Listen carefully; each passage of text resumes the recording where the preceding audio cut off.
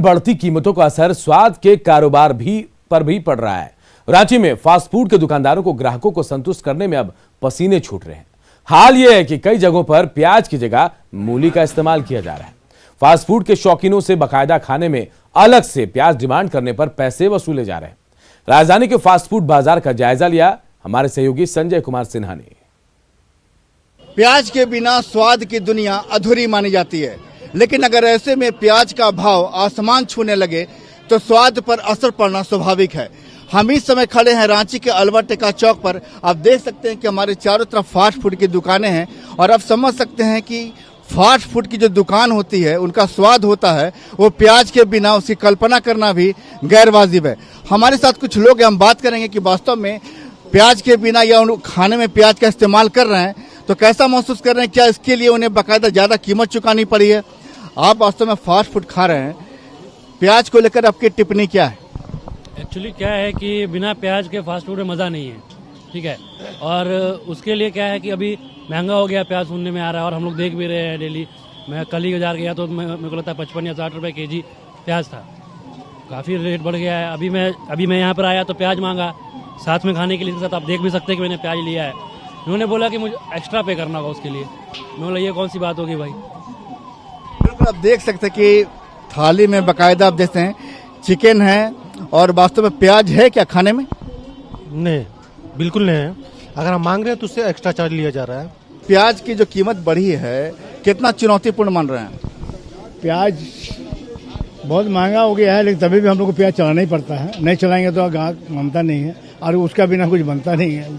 बिना प्याज का प्याज चाहिए, उसके बदले कुछ नहीं चलेगा। प्याज तो खाने में चाहिए ही चाहिए, बिना प्याज के ग्राहक मानते भी नहीं है और स्वाद को भी आप मुकम्मल नहीं कर सकते हैं। कस्टमर के सामने चुनौती है कि वास्तव में कि सस्ते में उन्हें अच्छा खाने को मिले और दुकानदारों के सामने चुनौती है कि कम से कम अगर प्याज की कीमत बाजार में ज़्यादा है तो कम प्याज देकर स्वाद को कितना मुकम्मल बनाया जाए और कैसे कस्टमर को जो स्वाद है बिना कॉम्प्रोमाइज किए कस्टमर को दुकान में खींचने तक कामयाबी हासिल की जाए। पूरा फास्ट फूड का जो दुकान है, कारोबार है, प्याज पर ही टिका है और बाजार में जब प्याज की कीमत 55 से 60 रुपए पहुंच गई है, दुकानदारों को खींच पाने में दुकान तक काफी मुश्किलें हो रही है। कैमरामैन संजीव तिवारी के साथ संजय कुमार सिन्हा, न्यूज 18 रांची। गंगा नदी को प्रदूषण मुक्त करने के लिए प्रशासन की तरफ से कई कदम उठाए जा रहे हैं और इसी को लेकर साहेबगंज में गंगा नदी में एक गुणवत्ता मशीन लगाई गई है जो पानी के प्रदूषण की जांच करेगा। हर महीने में 2 बार गंगा जल की सैंपलिंग की जाएगी, जिसे रांची भेजकर गंगा में मौजूद तत्वों का निरीक्षण किया जाएगा। गुणवत्ता मशीन की पूरी जानकारी दे रहे हैं हमारे सहयोगी निशांत कुमार। गंगा को स्वच्छ और निर्मल बनाने की कवायद लगातार सरकार के स्तर से चलती रही है।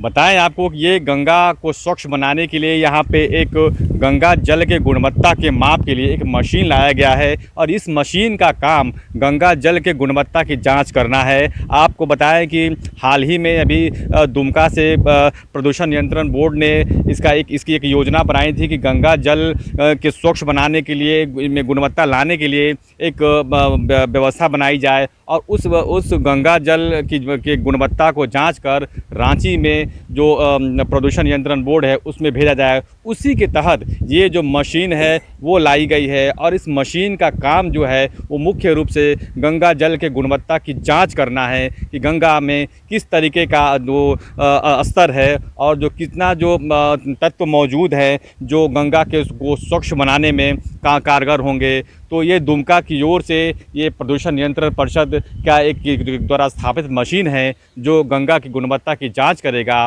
ताकि और जो इसमें क्वालिटी है उस क्वालिटी की जांच के बाद आगे जो गंगा किस तरीके से स्वच्छ और निर्मल हो इस पे आगे एक प्रस्ताव तैयार करेगी।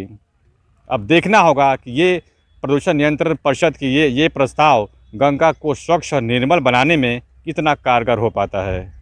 निशांत, न्यूज 18 साहेबगंज।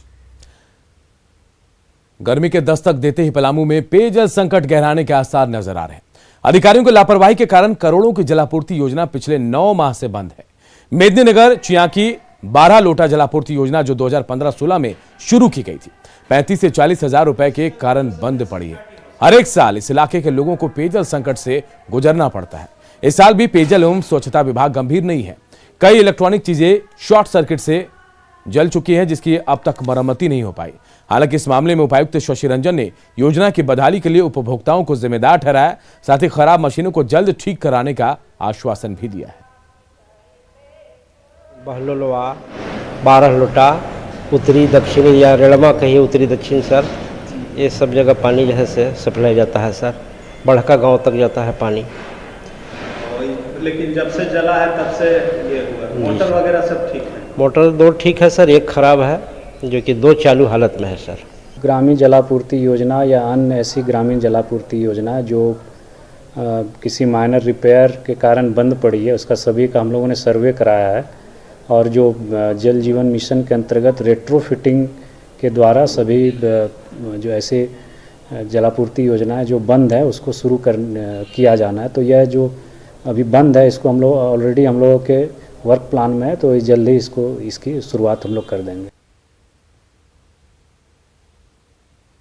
और इस बुलेटिन में इतना ही। आप देखते रहिए न्यूज़ 18 बिहार झारखंड।